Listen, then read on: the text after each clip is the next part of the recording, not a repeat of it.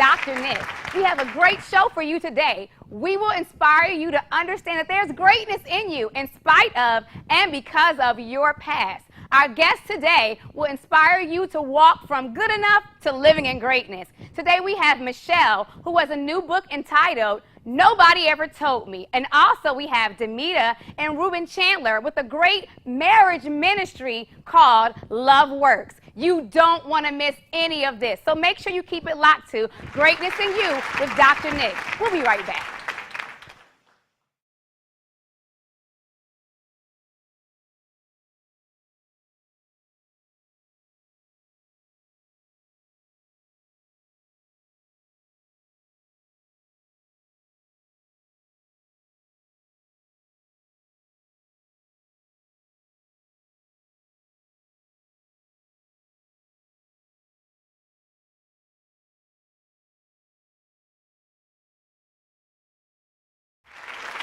Welcome back to Greatness in You with Dr. Nyc.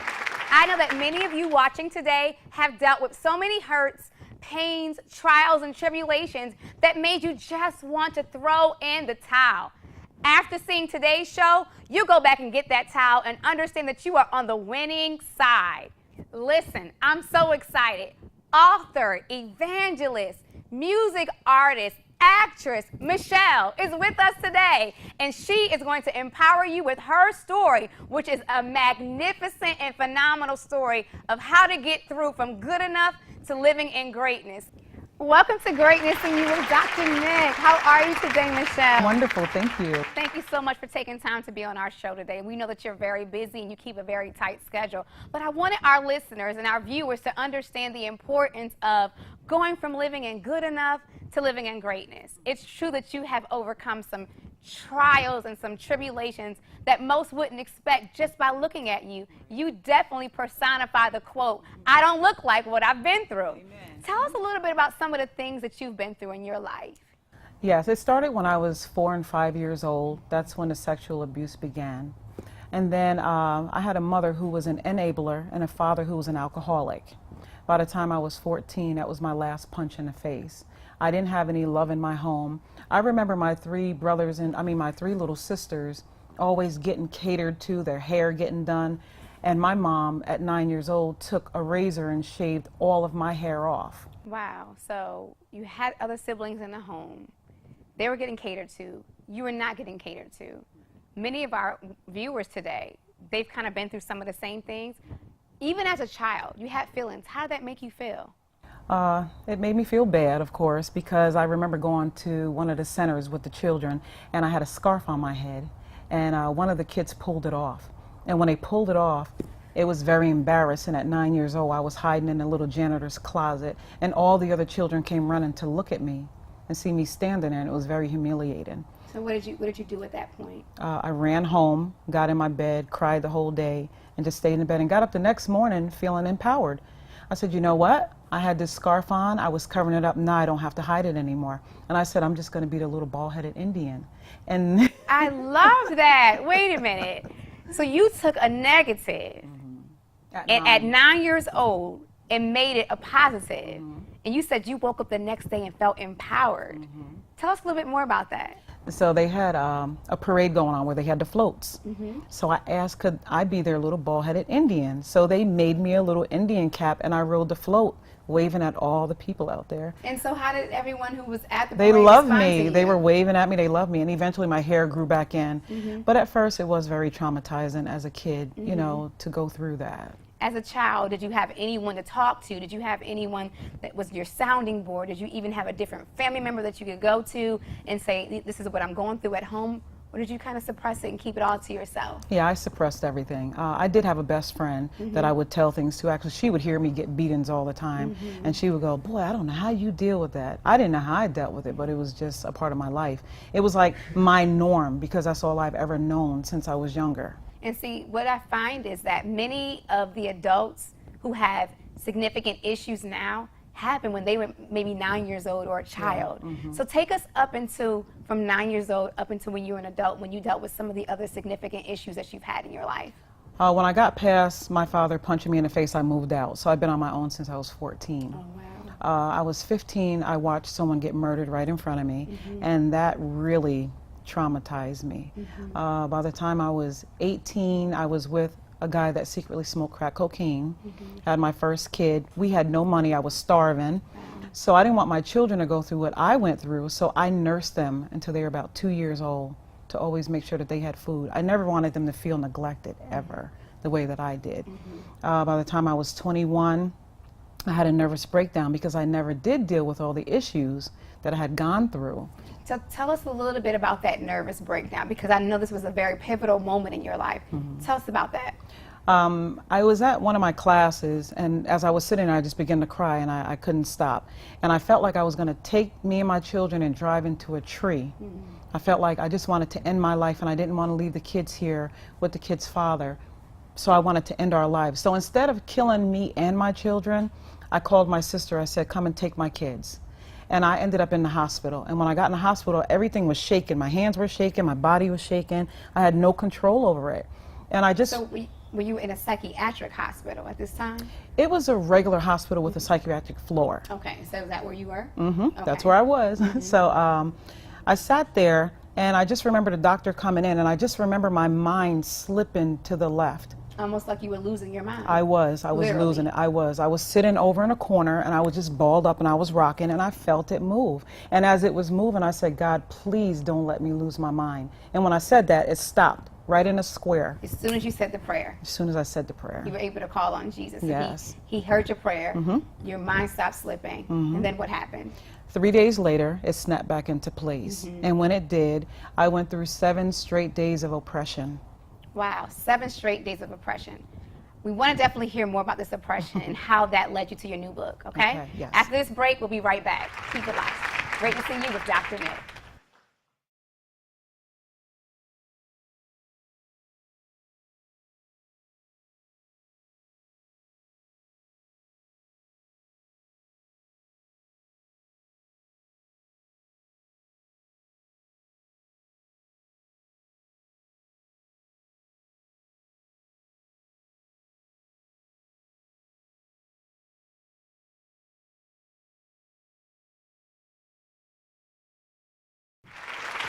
Welcome back to Greatness in You with Dr.Nyc. With our special guest today, Michelle.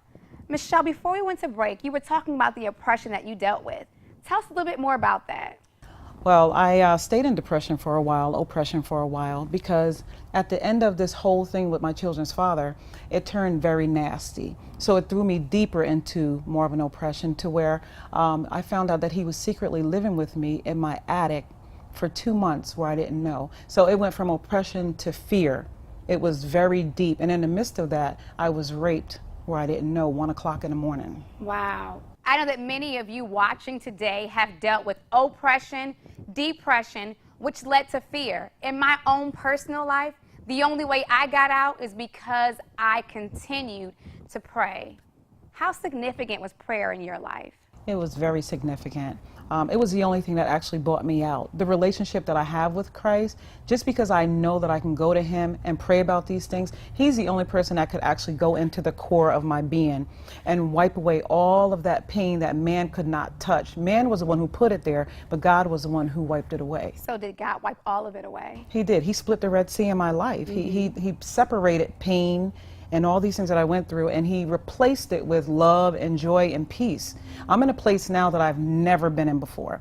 I mean, I understand that peace that surpasses all man's understanding only because of him, only because of the relationship that I have with him. And because of the relationship you have with him, because of the peace that you have with him, because, as you said, he parted that Red Sea. Is this what prompted you or motivated you to write your new book? Yes, it did. The only way that I was able to get things out of me was to always write. So I always kept a journal. So by the time I got to a certain age, I said it's time to write a book. Okay, so tell us about your new book. The book is entitled Nobody Ever Told Me. And the reason why I named it Nobody Ever Told Me is because I never knew being born that I was going to have to go through other people's obstacles. Because basically that's what I felt like. From the time I was born all the way up until the abuse stopped, it was other people's obstacles that I was working my way through to find who I was. And the title, Nobody Ever Told Me. Tell us about that. Yeah, basically nobody ever told me that I was going to have to continue to work hard to get where I am today. And so do you feel like you are at a place now where you can share your story, and now you share your story with others to empower them to know what? To know that they can make it no matter what. I felt like when I was younger, I was walking through a tunnel that didn't have a light at the end. But what I have found out that there is a light, not just only at the end, but in the middle and in the beginning. God has always been there from the very beginning, and he has to allow you to go through some certain paths so you can reach certain people that others may not be able to reach. So are you happy now that you even went through it and you're able to reach others? I tell people this, and I know it sounds strange, but I would not take a day back of what I've gone through. They say a day's journey. I wouldn't take a day back. I'm glad I went through what I went through, because now I am a better person today because of it, and I empower people around me because of what I've gone through. Why don't you look at that camera right there, and I want you to tell them how they can come out of their situations just like you came out of yours. I would say that all you have to do is really just lay on your face, talk to God, give everything to God. Don't hold anything back. Go before the Lord naked. Give him everything. You were born naked. Go back to him naked. Even if you have to strip your clothes off in front of him, go before him naked and let him see you for who you are. And God can make you over again. He will. He'll do just that, just for you. Make sure you look for Michelle's new book, Nobody Ever Told Me. In spite of your oppression, depression, and fear that you may have experienced, you too can come out, just like Michelle did, on the winning side. Thank you so much for being on our show, Michelle. And thank you all for tuning in to Great Missing You with Dr. Nyc. We'll be right back.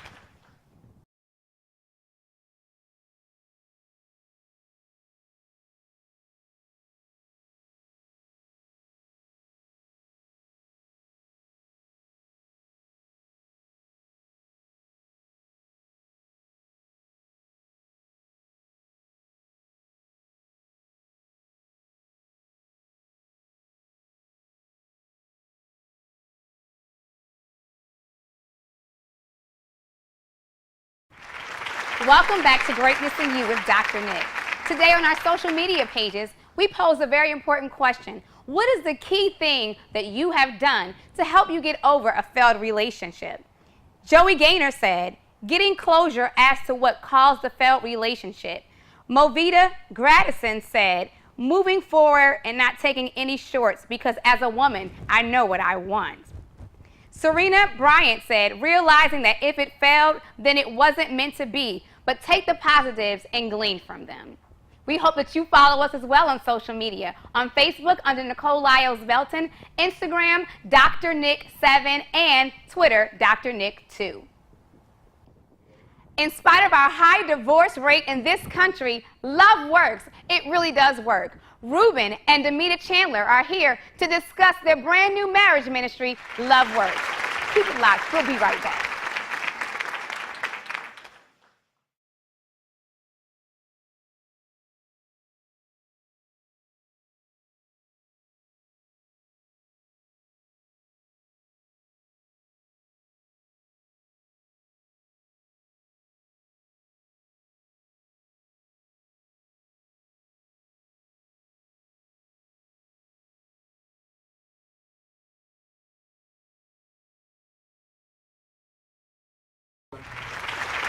Welcome back to Great Missing You with Dr. Nyc. Ruben and Demita, thank you so very much for being with us today on the show. Our pleasure. Hey, sis. Hey, you have a brand new ministry entitled Love Works. Boom. Can you tell us a little bit how that came about?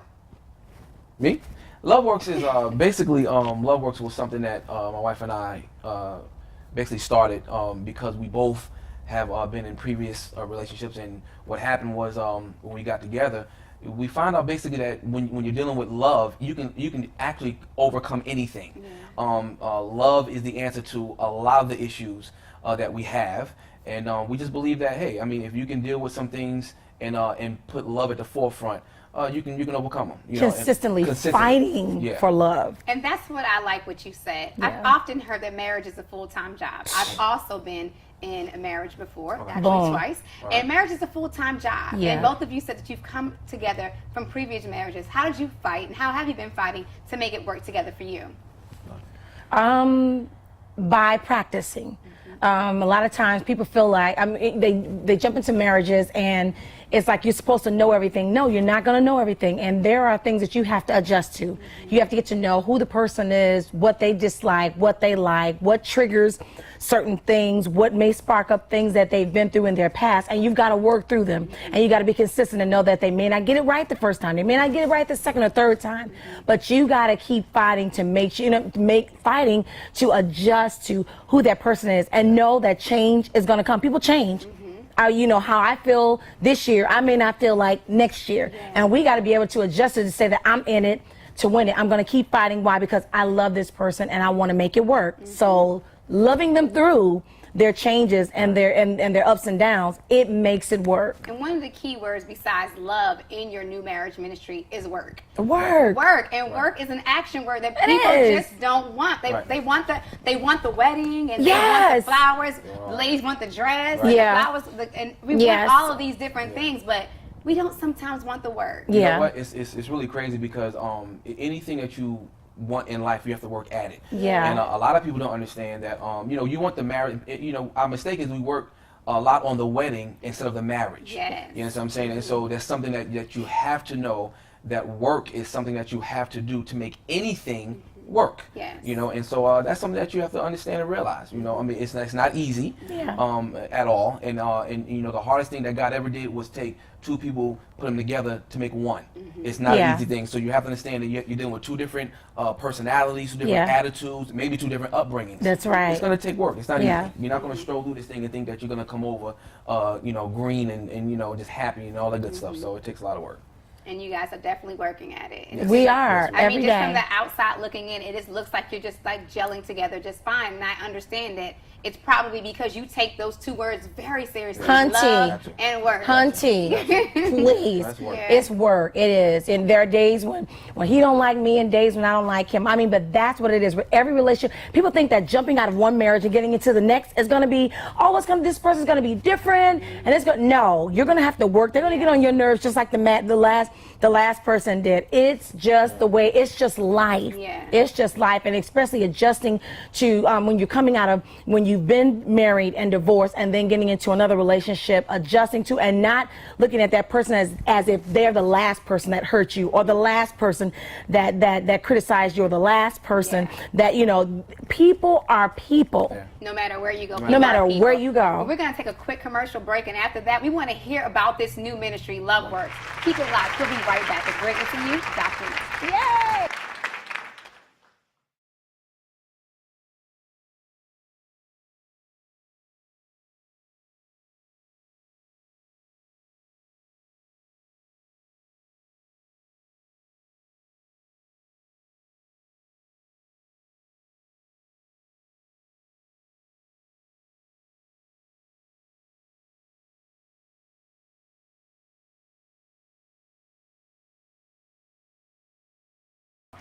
Welcome back to Great Missing You with Dr.Nyc. Today, we have Ruben and Demita Chandler, and they're letting us know all about their new marriage ministry, Love Works.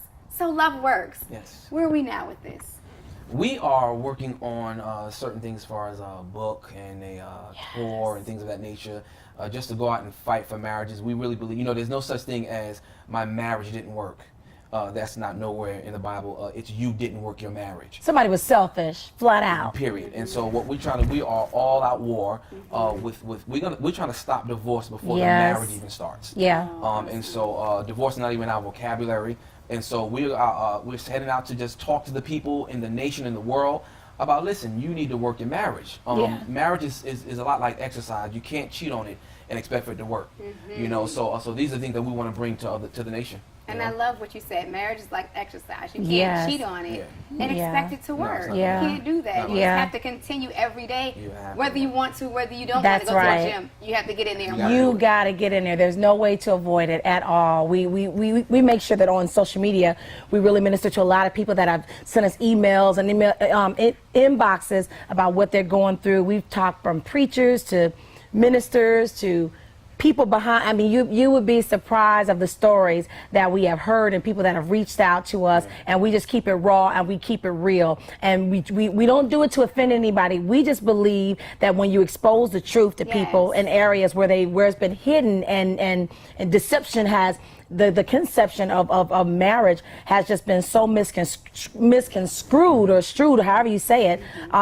We just believe in just really putting it out on the table. So it's like at the end of the day, we say marriage is for grown people. At the end of the day, bottom line, there are just certain things that and certain warning signs and signals that lead up to you're not ready for it versus I'm getting into it like you said before. You guys have said, if it's for the glitz and the glamour, no.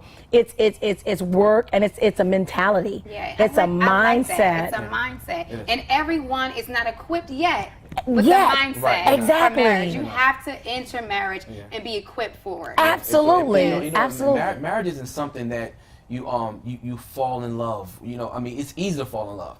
Marriage is something that you have to choose Stay to in love. love. And so when you choose to love someone, it's a totally different ballgame than if you can fall in love with somebody's hair, their shape, the way they walk. But that's easy to gonna fall in love. change. You don't And that will love- change. That'll It'll change. change. And then so, what? Right. So Exactly. this is why you have to choose to love. Yes. Because if I fall in love with you how you look now, 30 years from now, you're not going to look that way. Then what happens? Yes. And so we are proponents of a loving for no reason at all.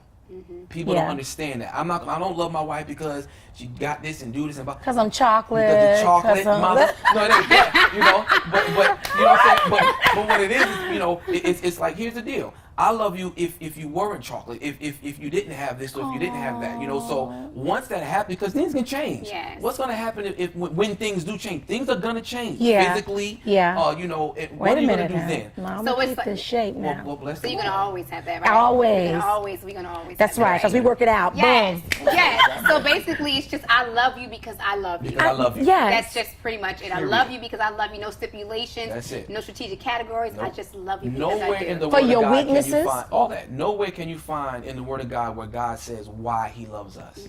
He just says, "I love He you." just, so. yeah. And so that's what you have to bring into your marriage. I love you because you're you. Period. That's it. That's it. And you guys live by this every day. Every day, because Yeah. I make hungry, sleepy. My wife gets it. She, I'm not no perfect guy. So she's like, listen. So for her to love me, I'm from New York, and you know how up north, you know how I play with fellas, and so for her to do that, it's an amazing wife that I have because she's choosing to love me. I love it. I That's love her for beautiful. that. Well, this is what I want you to do because I know that our viewers are enjoying every second of this. I want you to look into that camera and just let them know about Love Works and how marriage can definitely be a ministry that works. Really, preacher? Love, pretty much has been said. It has been said. Love is an action word. You've got to get up, you've got to do, and you've got to make it work. Meaning, even sometimes, even if you're in the right, I know a lot of times people feel like, well, I'm doing everything right, and my spouse is not doing anything wrong. So we change and we adjust and we go to God and we complain about the person when God is really trying to change you. He's trying to work the love into you to adjust, to love that person through their weakness, through their failures, through their mishaps. God is trying to change us. And when we learn to work on us and please God by loving in spite of, then that's when things can really, really work. You'll see a change in your spouse, I guarantee you, because love is working, because you're putting in the effort to change you and not change your spouse. So I say, let God's love continue to work through you so that you can love on your spouse. And you'll begin to see love work. Awesome. Thank you so very much for being on the show. Anytime, today. sis. And Anytime. I'm just inspired and empowered by what you've had to say today. Thank you all for tuning in to Greatness in You with Dr. Nyc. And don't forget, love works, but you've got to work it and you've got to want to work it. God bless you all. And remember, there's greatness in all of you. So it's up to you to acknowledge it and it's up to you to work it.